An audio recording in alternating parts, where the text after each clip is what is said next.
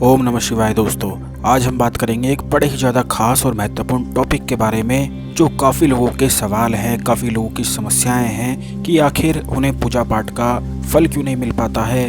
जितनी भी चीज़ें वह करते हैं वह बेकार सी क्यों हो जाती हैं। तो आपको बता दें, कुछ शक्तियाँ ऐसी होती हैं जो पूजा पाठ का, मंत्र जाप का, साधनाओं का फल और लाभ चुरा लेती हैं। यह किस प्रकार होता है और इसके लिए क्या करना चाहिए, आज के इस वीडियो में हम आपको बताएंगे। तो अंत तक जरूर इस वीडियो को देखें। अगर आपने देवालय चैनल को सब्सक्राइब नहीं किया है तो तुरंत देवालय चैनल को सब्सक्राइब करके बेल बटन भी दबा दें, जिससे आने वाले सभी वीडियो आपको समय पर मिलते रहें। अब दोस्तों, आपको बता दें कि काफ़ी लोग ऐसे होते हैं कि पूजा पाठ करते हैं, साधना करते हैं, मंत्र जाप भी करते हैं और कहीं से किताब से पढ़ लेते हैं, कोई वेबसाइट से पढ़ लेते हैं, साधना करने की विधि तो जान लेते हैं और साधना कर भी लेते हैं, लेकिन लाभ नहीं मिल पाता है। ऐसे में कुछ भी समझ नहीं आता है कि आखिर लाभ क्यों नहीं मिला है। तो आपको बता दें कि कुछ भूत प्रेत, प्रेत योनियां और भटके हुए लोग, जो अदृश्य शक्तियां हैं, वह आपका फल और लाभ चुरा लेती हैं। ऐसे लोग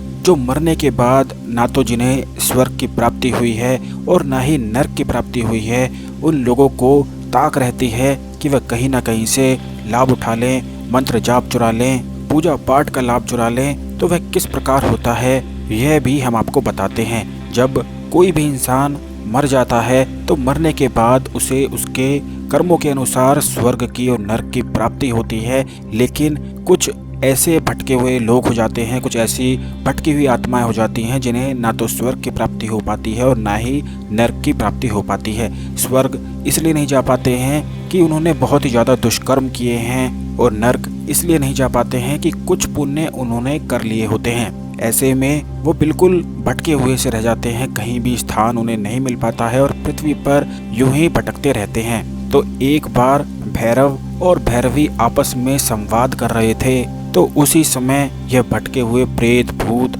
आदि सभी वहीं पर पहुंच गए और उन्होंने भैरव भगवान से प्रार्थना की कि उनका उद्धार करें, नहीं तो वो पृथ्वी पर भटके ही रह जाएंगे। उन्हें किसी भी चीज़ की प्राप्ति नहीं हो पाएगी, ना स्वर्ग की, ना नरक की, और ना ही दोबारा जन्म ले पाएंगे। तो उस समय भगवान भैरव ने कहा कि तुम मेरी शरण में आए हो, इसीलिए मैं जरूर तुम्हारे लिए कोई ना कोई रास्ता निकालूंगा जिससे तुम भी मुक्ति प्राप्त कर सकते हो और भटकने से बच सकते हो। तो उन्होंने ये कहा कि जो लोग विधि विधान से पूजा पाठ नहीं करते हैं, मंत्र जाप नहीं करते हैं, साधनाएं नहीं करते हैं, बिना गुरु के, बिना गुरु मार्ग के, गुरु परंपरा के जो लोग भी ऐसे साधना या मंत्र या पूजा पाठ करते हैं, तो उनकी सभी शक्तियाँ, यह प्रेत आत्माएं, भूत प्रेत आदि और जितनी भी भटकी हुई अदृश्य शक्तियाँ हैं, यह उनके लाभ को सोख लेती हैं। और यह वरदान उन्हें प्राप्त है, खुद भगवान भैरव से प्राप्त है, जो पूरी तरह से सक्षम है किसी भी साधना के लाभ को सोखने के लिए। इसीलिए हमेशा कहा भी जाता है कि बिना गुरु और बिना गुरु जाप के, गुरु मंत्र के, गुरु परंपरा के कोई भी साधना नहीं करनी चाहिए, क्योंकि इससे कोई भी लाभ नहीं मिल पाता है। कई जगह पर ऐसे भी होता है कि हर जगह का अपना एक स्थान भैरव होता है, क्योंकि इन्हें खुद भगवान भैरव से वरदान प्राप्त है, तो हर स्थान का अपना ही एक स्थान भैरव होता है, जिसके बारे में काफ़ी लोग जानते भी हैं। और इस स्थान भैरव का कार्य यही होता है कि वह आसपास हो रही पूजा पाठ को, साधनाओं को, मंत्र जाप को सोखता अपने अंदर रहता है, और मुक्ति प्राप्त करने के बाद मुक्त हो जाते हैं, और उसी के बाद फिर से एक स्थान भैरव वहाँ पर स्थान ले लेता है।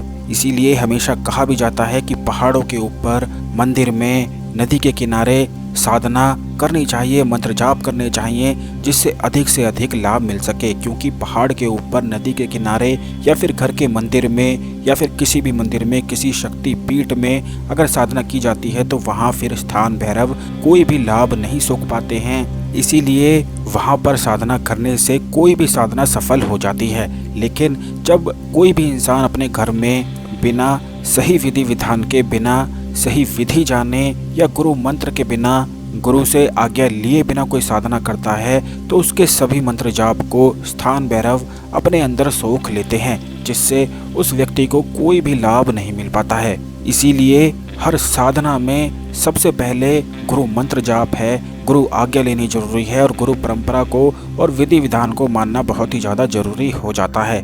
क्योंकि हमारे आसपास पृथ्वी पर ही ऐसी कुछ अदृश्य शक्तियां हैं जो भटकी हुई हैं, जिन्हें कहीं भी रास्ता नज़र नहीं आता है, मार्ग नज़र नहीं आता है। तो उन्हें बस इस चीज़ की फिराक रहती है, ताक रहती है कि वो कहीं ना कहीं से अच्छे कर्मों की प्राप्ति कर लें, मंत्र जाप का लाभ उठा लें। क्योंकि उनके पास शरीर नहीं है तो वो आराम से बैठकर मंत्र जाप नहीं कर सकते हैं, तो इसीलिए उन्हें भी ऐसा करना पड़ता है मुक्ति प्राप्त करने के लिए। और हर स्थान में एक भैरव होता है जिसे स्थान भैरव के नाम से जाना जाता है।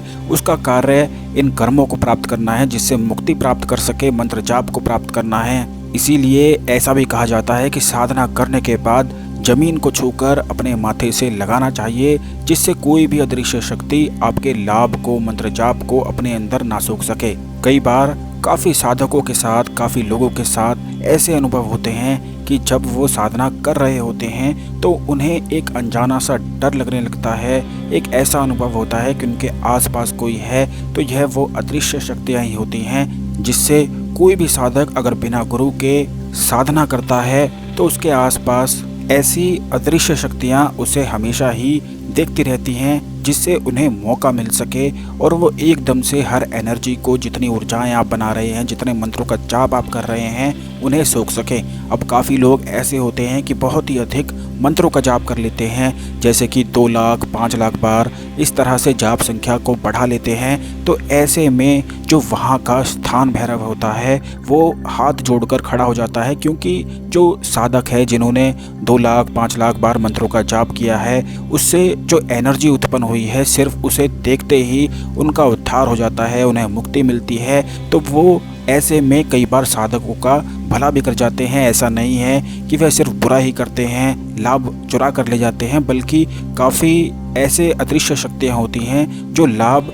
ले तो लेती हैं, लेकिन फिर साधक का भी बहुत ही अधिक लाभ और फ़ायदा करा देती हैं। और जो लोग 2 लाख 5 लाख की संख्या में मंत्रों का जाप करते हैं, उनसे उनकी एनर्जी को देखते ही स्थान भैरव का जो अदृश्य शक्तियाँ हैं उनका उद्धार हो जाता है। इससे वह चुराते नहीं हैं और देखने मात्र से ही मुक्त हो जाते हैं। ऐसी स्थिति में जो लोग 2 लाख 5 लाख बार जाप कर लेते हैं उन्हें भी लाभ मिल जाता है और उनके आसपास जो स्थान भैरव हैं उन्हें भी मुक्ति मिल जाती है। यह कुछ बड़ी ही ज़्यादा गोपनीय बातें हैं जो बहुत सारे लोग और काफ़ी लोग नहीं जानते हैं। तो दोस्तों, जितनी भी चीज़ें यह हम आपको बताते हैं, आप इन्हें ध्यान से सुनकर, समझकर इनका लाभ उठाया करें, इनके महत्व को समझा करें, जिससे किसी भी साधना में सफलता मिल सके। गुरु मार्ग पकड़ने से, गुरु मंत्र का जाप करने से कोई भी साधना सफल होती है और हर पूजा पाठ भी सफल होता है। ठीक इसी प्रकार से जो लोग नदी के किनारे या पहाड़ पर बैठकर, मंदिर में बैठकर, घर के मंदिर में बैठकर मंत्र जाप साधना करते हैं, उन्हें भी लाभ मिल जाते हैं, क्योंकि ऐसे स्थानों में स्थान भैरव